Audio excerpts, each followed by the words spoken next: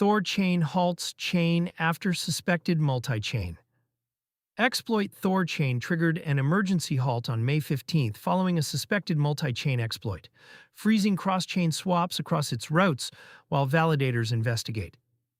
The pause turned a security incident into a broader trust test for one of DeFi's main non-custodial bridges, as reported by CryptoSlate. The wider crypto market is already on the back foot. BTC trades at $78,237, down 1.5% on the day.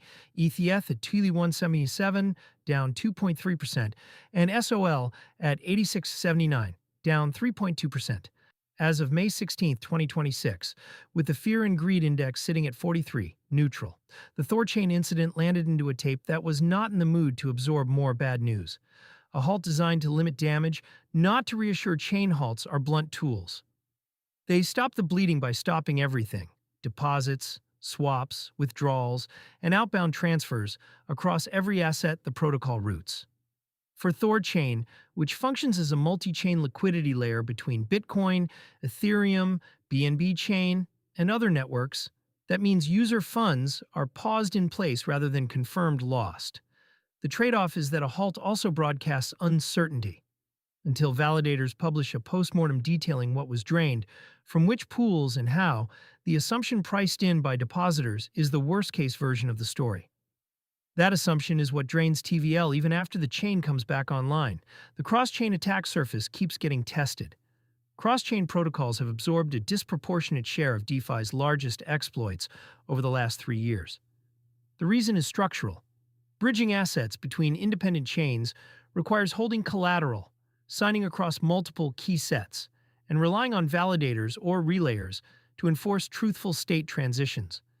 Any one of those pieces becomes a target.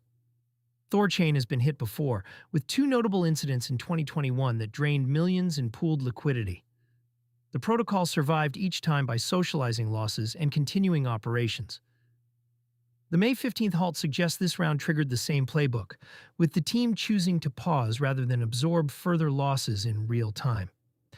The broader pattern is familiar to anyone tracking the security side of DeFi. Earlier this month, Kraken cut Layer 0 from its cross-chain offering and migrated to Chainlink CCIP after an April exploit, citing the need for stronger validation on cross-chain messages. Aave and Kelp DAO coordinated a token burn and 107K ETH refill after the Kelp DAO drain.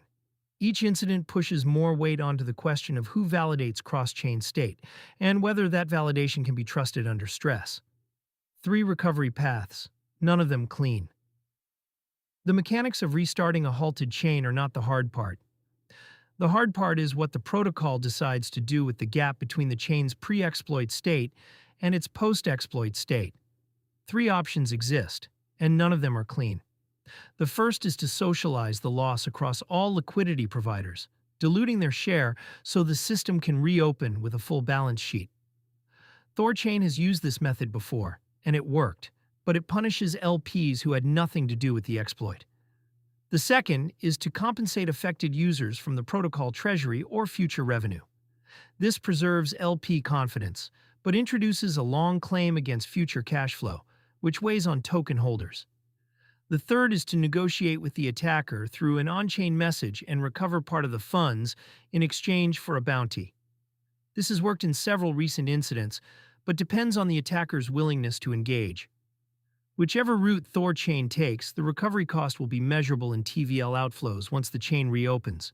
The question is whether the protocol's user base, weighted toward non-custodial swap users who explicitly want to avoid centralized exchanges, treats this as a temporary setback or as a reason to migrate to alternatives. The trust signal matters more than the dollar figure. For users who reach DeFi specifically to avoid counterparty risk at custodial venues, an exploit at the protocol layer is a sharper signal than one at an exchange. The pitch for non-custodial cross-chain swaps is that you do not need to trust an intermediary. A successful exploit collapses that pitch into a different one. You do not need to trust an intermediary, but you do need to trust the code, the validator set, and the team's incident response. That trade-off is the one self-custody advocates have always argued is worth it. THORChain's next move will determine whether the May 15 halt becomes a recoverable incident or a structural blow to that argument.